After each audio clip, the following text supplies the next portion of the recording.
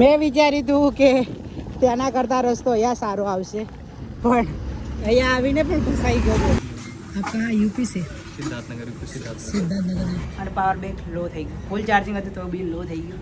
બાકી મારી સાથે કેમ આવું થાય છે ખબર નહીં. પણ ગુડ મોર્નિંગ દોસ્તો, સ્વાગત છે તમારું બધાનું એક આપણા નવા જબરજસ્ત બ્લોગમાં. આયુક્ત બધા મજામાં હશો, મસ્ત હશો. અને ગુજરાતથી નેપાળની યાત્રામાં આજે આપણે થઈ ગયા કમ્પ્લીટ 33 દિવસ. તો મિત્રો લમ્હાઈથી આગળ હું 50 કિલોમીટરના અંતરે રોકાયો હતો. તો કાલે નાઇટ મેં અહીંયા રોકાયો હતો અને હવે આપણે અહીંયાથી જઈશું આગળની સાઈડ પશુપતિનાથ સાઈડ જવા માટે. મિત્રો જે જગ્યાએ આપણે રોકાયા હતા આશ્રમ પર, ત્યાંથી નીકળી ગયા છીએ હવે આપણે કાઠમાંડુ સાઈડ જવા માટે. અને કાઠમાંડુ હવે અહીંયાથી બચ્યું છે 335 કિલોમીટર. એટલે જોઈએ છીએ કે હવે અહીંયાથી કેટલું કપાય છે. બાકી સલોની બોર્ડર હવે અહીંયાથી બચ્યું છે ખાલી 70 કિલોમીટર. એટલે કે આપણા માટે જે ડેન્જર રસ્તો છે એ ખાલી 70 કિલોમીટરમાં છે. બાકી લગભગ તો સલોની બોર્ડરથી તો ઘણા બધા ગયેલા છે, વાંધો નહીં આવે. બાકી ટ્રાય કરીએ પૂરેપૂરી કે આજે સલોની બોર્ડર ક્રોસ કરી લેવાય. મતલબ સલોની બોર્ડર થોડું સાઈડમાં રહી જશે અને આપણે નીકળી જઈશું સીધા સિદ્ધાર્થનગરથી કાઠમાંડુ સાઈડ. તો કન્ટિન્યુટ વિડીયોમાં બન્યા રહેજો કેટલા સુધી પહોંચીએ છીએ. બાકી અત્યારે સવારમાં આપણી સફર ચાલુ થઈ ગઈ છે આગળની સાઈડ જવા માટે. હાલ વાગી ગયા છે 8:30. મેં વિચાર્યું હતું કે ત્યાંના કરતાં રસ્તો અહીંયા સારો આવશે, પણ અહીંયા આવીને પણ ફસાઈ ગયો એકદમ ઓફરોડ મળ્યો છે. એટલે ખબર નહીં યાર કેટલા કિલોમીટર સુધી ઓફરોડ રહેશે. બાકી પેલો રસ્તો ખરાબ છે એમ કરીને મેં શોર્ટકટ રસ્તા આવ્યો બીજા રસ્તાથી. પણ અહીંયા આવીને પણ મારી સાથે જે થવાનું હતું એ જ થયું કે મને કાચો જ રસ્તો મળ્યો છે. બાકી જોઈએ કે કેટલા કિલોમીટર કાચો રસ્તો રહેશે. બાકી જઈએ આગળ કેટલા સુધી કાચો રોડ છે.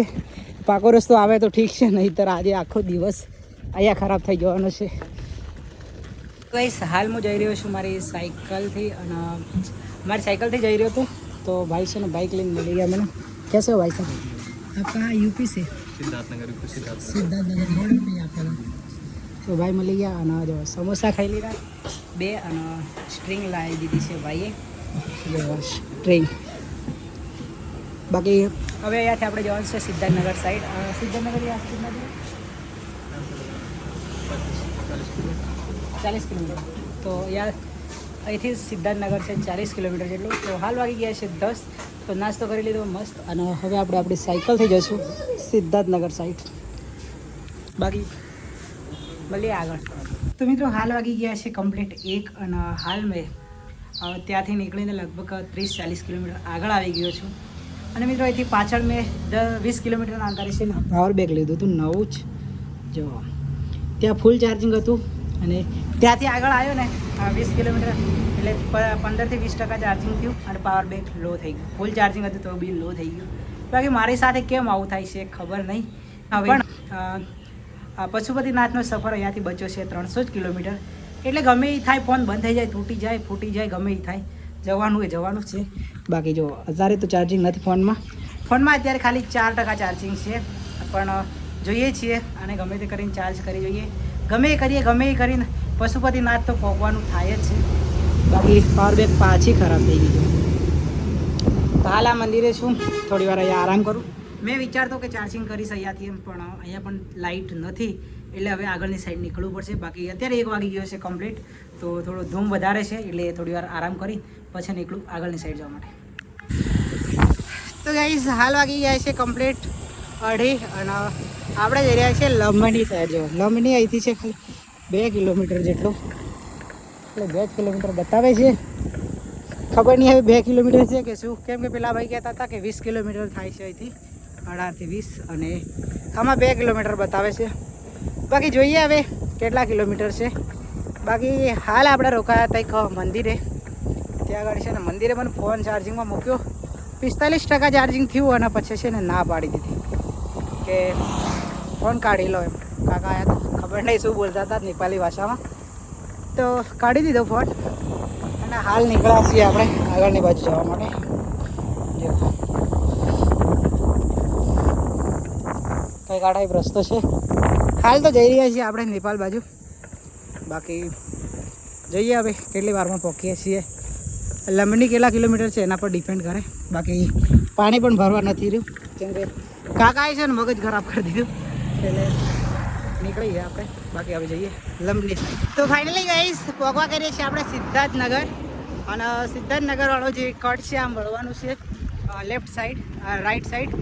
એ કટ હવે અહીંયાથી બચ્યો છે ખાલી 1 જ કિલોમીટર. એટલે કે આગળ આવે છે કટથી આપણે વળવાનું છે.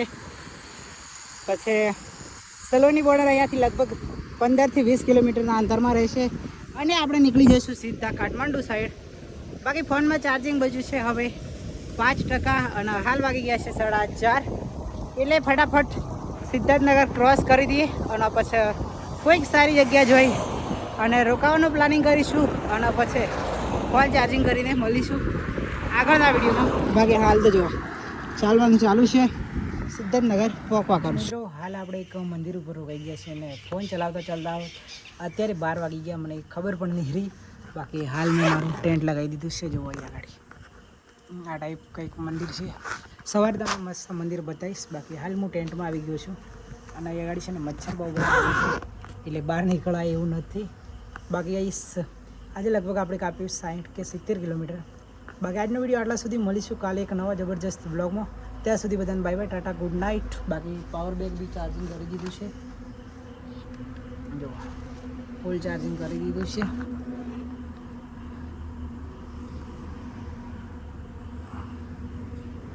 બાકી તો સવારે અહીંયાથી નીકળશું આગળની સાઈડ જવા માટે. અને કાઠમાંડુ હવે અહીંયાથી બચ્યું છે ખાલી 270 કિલોમીટર. એટલે જોઈએ છીએ જેટલું જલ્દી પહોંચે એટલા જલ્દી પહોંચી જઈએ. બાકી bye bye, Tata, good night.